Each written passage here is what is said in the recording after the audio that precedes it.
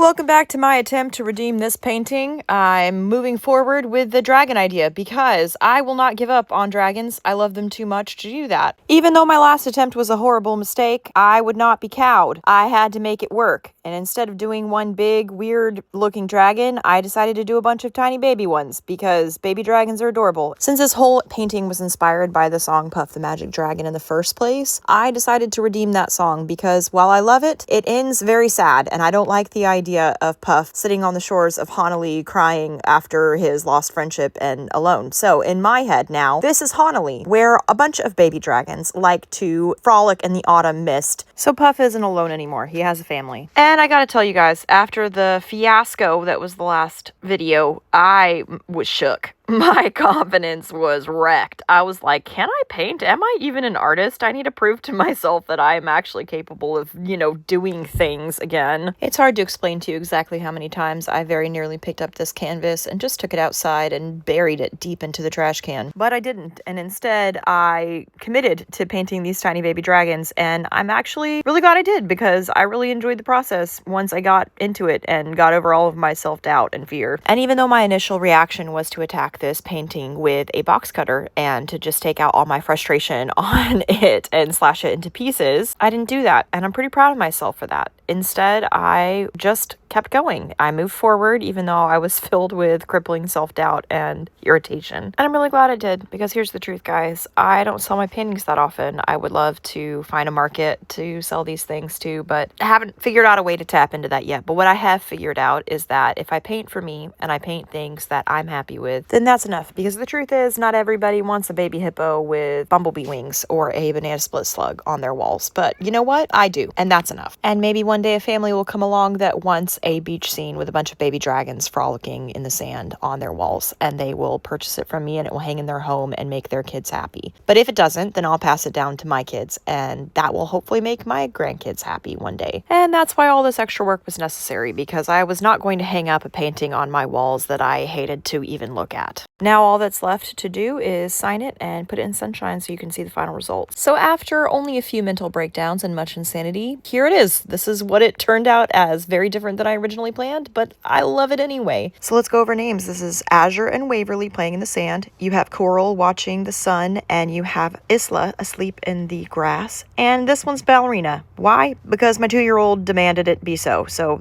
hello, Ballerina. So here it is, the final result. Thanks for sticking along on this insane journey with me. This roller coaster has taken some odd turns, but it's finally over. I'm ready for solid ground. Okay, bye.